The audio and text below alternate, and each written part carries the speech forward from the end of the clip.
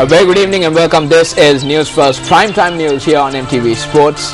I'm Ramesh Irugal Bandara. I'm Stephanie Lazarus. Let's start off with the headlines.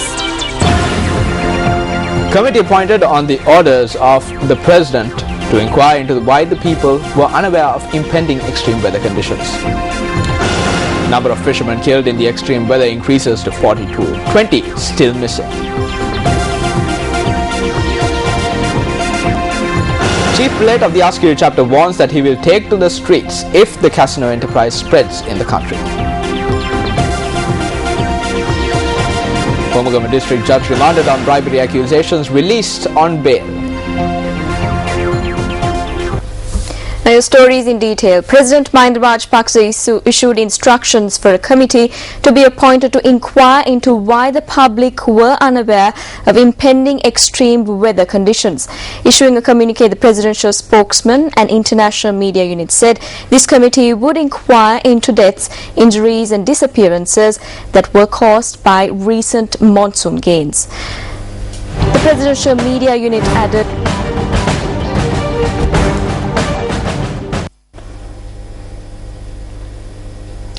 The presidential media unit added that the president had instructed the secretary to the president, Lalit Weeratunga, to appoint this committee.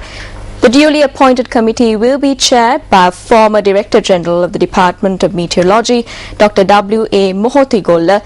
The rest the committee is made up by senior administrative official A. Disanayak and High Court Judge C. Rajapaksa. The committee will investigate the reasons that led to the deaths of fishermen and the claim that they were not made aware of impending extreme weather in order for them to have taken the appropriate safety measures. The President has also ordered that the committee's report be expeditiously submitted to him. Well, the number of fishermen who died due to the inclement weather conditions experienced last Friday has increased to 42. The heavy showers and strong winds claimed the lives of 9 fishermen in the Colombo area, while 23 fishermen died in Galle. 9 fishermen died in Kaltara, while a fisherman was reported dead from the Nikambo area as well. The number of fishermen who have been reported missing stands at 20. On Primetime News last night, News First reported that the number of deaths were 27 and the number of missing fishermen was 29. However, as of today, the death toll has risen to 42. Now, according to the Minister of Fisheries, 22 fishermen had sustained injuries in various accidents, while 43 fishing vessels are yet to be recovered. An incident that wreaked havoc to such an extent has never been reported in the country's history. The last major tragedy to befall the fishing community occurred on the 26th of November 2011, when over 20 lives were lost. However, this extent of damage and loss of life has not been reported in Sri Lanka in the recent past. The bodies of fishermen who died at sea due to the inclement weather have been washing ashore in various locations.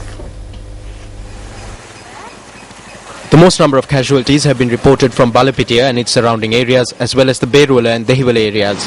A majority of the fishermen that set out to sea last Friday had to face treacherous weather conditions. Fishermen and their relatives charged that the main cause for this was the lack of a prior warning about the weather. The remains of 2 fishermen who set out to sea from the Balapitia Fisheries Harbour had washed ashore in Balapitia today. Our correspondent said that the remains, which were beyond recognition, were taken to the Balapitia Base Hospital. The remains of another fisherman who had set out to sea with the 2 victims and 2 other fishermen were brought ashore today on a boat. This was with the assistance of area residents.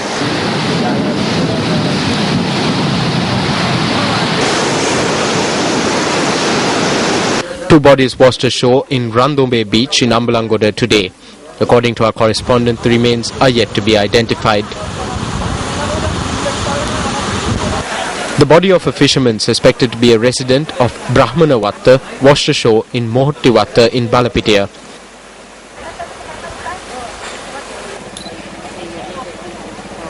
These visuals were captured by our correspondent in the Maggona beach in Kalutara. The deceased has been identified as Kahavithana Arachilage Don Janaka Priyanta, a 35-year-old resident of Divalagoda in Maggona and a father of 3.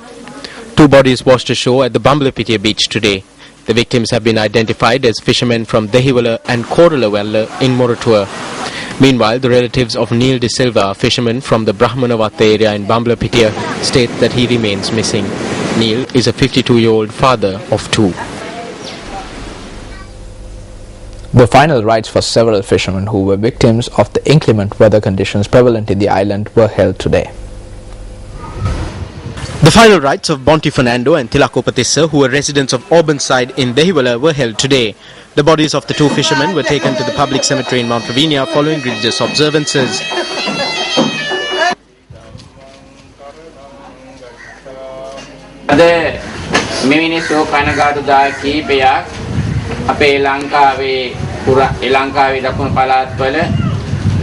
මේ වගේ ශෝකයේ කනගාටුවට ඇති වෙන දුක් වත් අසන්න ලැබුණා. පුරා පරිපූර්ණෙන්ති සාගරම්.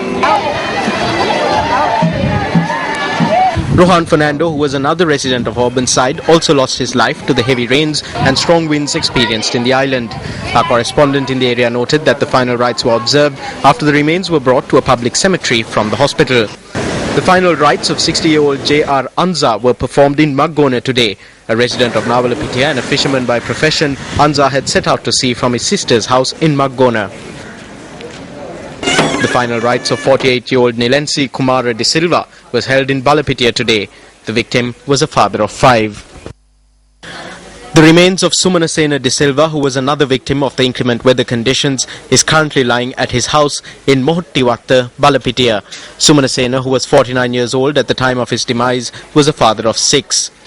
Meanwhile, the remains of 43-year-old U. Nishanta have been placed at his residence in Meegettuwatta, Balapitiya. Nishanta was a father of 3. Sumit Vasanta Silva, who was a resident of the Modaravatta area, also lost his life in the recent monsoon rains. 59-year-old Ranmuthu Vimalasiri, an unmarried fisherman, was another victim of the inclement weather. The remains of Anura Lakshman Fernando are currently lying at his residence down Maradani Road in Beruwala. The 48-year-old was a father of 2. Our correspondent in the area noted that the coffin had been sealed. The bodies of 4 individuals had washed ashore this morning in Ahungalla and Balapitiya. News First, you reporter Susantha Thabru filed this report.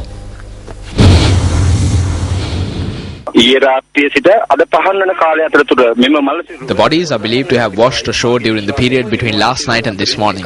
One body washed ashore in Kalkanda, Ahungalla, while another body washed ashore in the Mandaravatta beach in Balapitiya. 2 more bodies were seen in the Brahmanavatta beach in Balapitiya.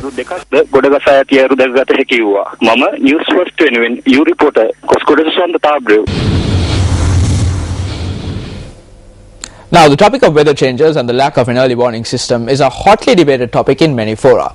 Met Department officials state that they notified the public about the possible changes in weather patterns. However, fishermen and organizations associated with the fishing community charged that such a warning was not issued.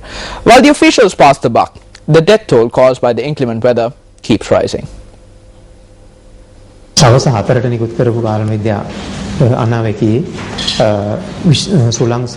We had stated in our 4 p.m. weather update that there is a possibility of rain and winds intensifying. We had also said that the western and southern coastal areas, as well as the areas between Mana, Gaul, Colombo and Potterville, would experience wind speeds of up to 80 kilometers per hour. We had informed that the seas would be rough and also advised the fishing community to act with caution. දීවර ජනතාවට ඉතා විමසිල්ලෙන් කටයුතු කරන්නයි කියලාත් අපි දැනුම් දීලා තියෙනවා. ඔය දීවර යාත්‍රා සියල්ලම එක නැති කුඩා දීවර යාත්‍රා. ඒවට රේඩියෝ පණිවුඩ ලබා දෙන්න පුළුවන්. We had no means of conveying the message to the smaller vessels. This incident took place at around 2:30 or 3 a.m. We received a warning from the Met Department at around 5 or 6 a.m. By then everything was over. ඒකට ලැබුණේ දේ පහ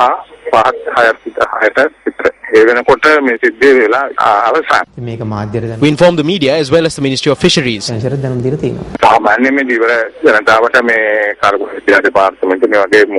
Met Department has said that the seas would be rough as usual. However, they had not warned us that such strong winds could be experienced.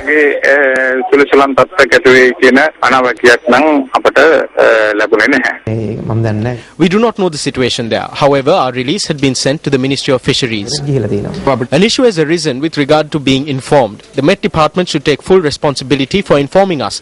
What we do is convey the message through our relay station to the fishermen out at sea. However, there is no point in informing us after the incident took place. උනාට පස්සේ දැනුම් දීලා වැඩක් නැහැ. මේක ඉතිහාසයේ වෙච්ච දීවර කර්මාන්තයේ දීවර කාර්මිකයින්ට වෙච්ච බරපතලම තත්ත්වයක්. කාලගුණ විද්‍යා දෙපාර්තමේන්තුවෙන් This is one of the most severe tragedies to befall the fisheries community in our history. If the Met Department had given sufficient prior warning, then the harm could have been minimized. Thereby, if the department had considered the information they had gotten from abroad as well, we could have prevented this situation. Now they are saying that the technical equipment is outdated. That is pointless. This has been paid for with several lives.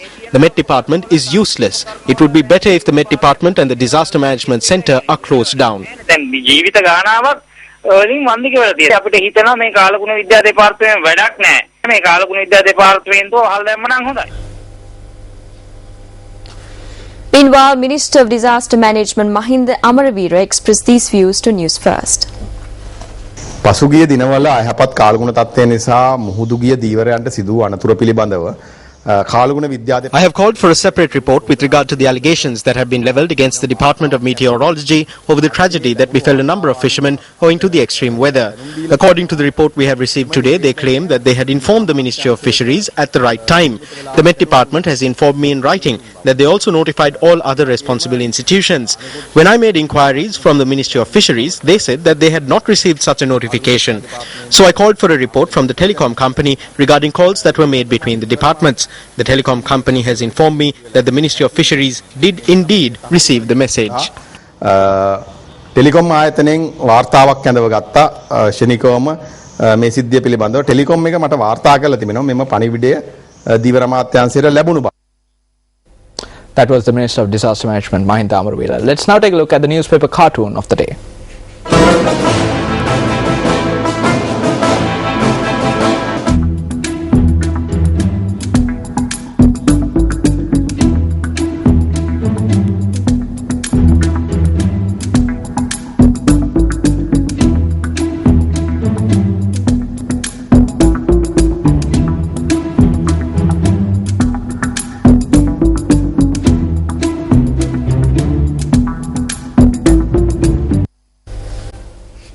Welcome back to the news.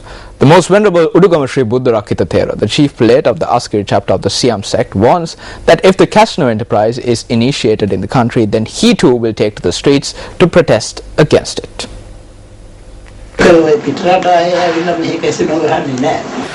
Foreigners do not come here for the casinos. Most often it is the wealthy that go there first, and then even the common man begins to go there. When a large group in Colombo commence this, branches will open all over Sri Lanka. Hence, we are completely opposed to this enterprise. I have not been involved in politics or been affiliated with any political parties. We constantly reiterate that it is okay if someone is working for the progress of the country. But if this enterprise is initiated, we too will take to the streets. We will take to the streets and engage in a massive demonstration against those who have lent their hands and minds to this, be it the government, ministers and MPs or anyone else. We will take to the streets against all of them. The chief prelate of the Askari chapter expressed these views during a visit undertaken by the newly appointed UNP organizer of the Nawalpiti electorate, Mayantha Dissanayaka. Subsequently, Mayantha Dissanayaka also visited the chief prelate of the Malwata chapter, Most Venerable Tipotuave Sri Sumangala Thera, and the chief prelate of the Ramanya sect, Most Venerable Napane Premasiri Thera.